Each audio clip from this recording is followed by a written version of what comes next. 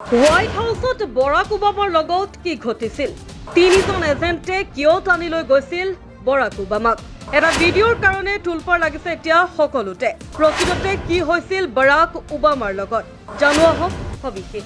আমেৰিকাৰ প্ৰাক্তন ৰাষ্ট্ৰপতি বৰাক ওবামা আৰু আমেৰিকাৰ বৰ্তমানৰ ৰাষ্ট্ৰপতি ডোনাল্ড ট্ৰাম্প একেলগে বহি থাকোঁতেই তিনিজন এজেণ্টে টানি লৈ গৈছিল বৰাক ওবামাক। এটা ভিডিঅ' যিটো ভিডিঅ' এতিয়া তোলপাৰ লগাইছে সকলোকে। হোৱাইট হাউচৰ অভাল অফিচত FBI এজেণ্টে বৰাক ওবামাক গ্ৰেপ্তাৰ কৰিছে। ওবামাক ডোনাল্ড ট্ৰাম্পৰ সন্মুখতে হেণ্ডকাপ লগোৱা গৈছে। এই ভিডিঅ'টো চাই দিনে ৰাতিয়ে প্ৰধানমন্ত্ৰী মোদীক গালি পৰাসকলে তেজৰ চকুলোৰে কান্দিছে। আমি কিয় এই কথা কৈছো সেয়া এই ভিডিঅ'টোত আপোনালোকক জনাম। তাৰ আগতে এই ভিডিঅ'টো ভালদৰে চাওক। এই ভিডিঅ'টোত প্ৰকৃততে বৰাক ওবামাক ডোনাল্ড ট্ৰাম্পৰ সন্মুখত বহি থকা দেখা গৈছে। হঠাতে তিনিজন এজেণ্টে আহি ওবামাৰ কলাৰত ধৰি তললৈ পেলাই দিয়ে, ঠেলি দিয়ে আৰু তেওঁক হেণ্ডকাপ লগাই দিয়ে। ওচৰতে বহি থকা ডোনাল্ড ট্ৰাম্পে সকলোবোৰ চাই হাঁহি আছে। ভিডিঅ'টোৰ শেষত কাৰাগাৰৰ পোছাক পিন্ধি বৰাক ওবামাক কাৰাগাৰৰ হলখাৰ আঁৰত দেখুওৱা হৈছে।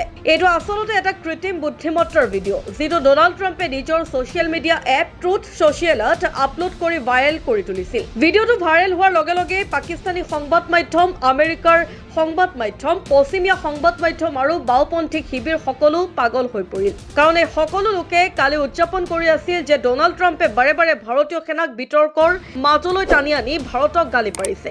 দৰাচলতে এক বিবৃতি দিওঁতে ডোনাল্ড ট্ৰাম্পে কৈছিল যে ভাৰত পাকিস্তান যুদ্ধত 5খন যুদ্ধ বিমান ভূপতিত হৈছিল। কিন্তু ডোনাল্ড ট্ৰাম্পে এইবোৰ কাৰ যুদ্ধ বিমান আছিল আৰু কোনখন এই 5খন যুদ্ধ বিমান সেই কথা কোৱা নাছিল। কিন্তু আপুনি বিদেশী আৰু বাওঁপন্থী সংবাদ মাধ্যমৰ প্ৰতাৰণা চাওক যে তেওঁলোকে নিজেই ক'বলৈ আৰম্ভ কৰে যে এইবোৰ ভাৰতৰ 5খন ৰাফেল যুদ্ধ বিমান আছিল। ডোনাল্ড ট্ৰাম্পৰ এই শিশুসুলভ বক্তব্যক লৈ বাওঁপন্থী সংবাদ মাধ্যমে প্ৰধানমন্ত্ৰী মোদী, ভাৰত আৰু ভাৰতীয় সেনাক গালি-গালাজ কৰিবলৈ আৰম্ভ কৰিছিল। ভাৰতৰ বিৰুদ্ধে আন এক ভুৱা কাহিনী চলাবলৈ ধৰিছিল ডোনাল্ড ট্ৰাম্পে। ভাৰতৰ বিৰোধী দলসমূহেও এই কাহিনী ব্যৱহাৰ কৰি প্ৰধানমন্ত্ৰী মোদীক ঘেৰি ধৰিবলৈ আৰম্ভ কৰে। তাৰ পিছত তেওঁলোকে সুধিবলৈ ধৰে যে কোৱা আমাৰ কিমানখন ৰাফেল ভূপতিত হ'ল। হঠাৎ ডোনাল্ড ট্ৰাম্প মোদী বিৰোধীসকলৰ প্ৰিয় হৈ পৰিল। আগতে ট্ৰাম্পক গালি পৰা উদাৰবাদী আৰু বাওঁপন্থী সকলো ট্ৰাম্পৰ অনুৰাগী হৈ পৰিল। তেওঁলোকে ডোনাল্ড ট্ৰাম্পৰ কান্ধত তুলি ল'লে কাৰণ তেওঁ ভাৰত বিৰোধী বক্তব্য দি আছিল। কিন্তু পিছদিনাই ডোনাল্ড ট্ৰাম্পে বাওঁপন্থীসকলক স্তম্ভিত কৰি পেলালে।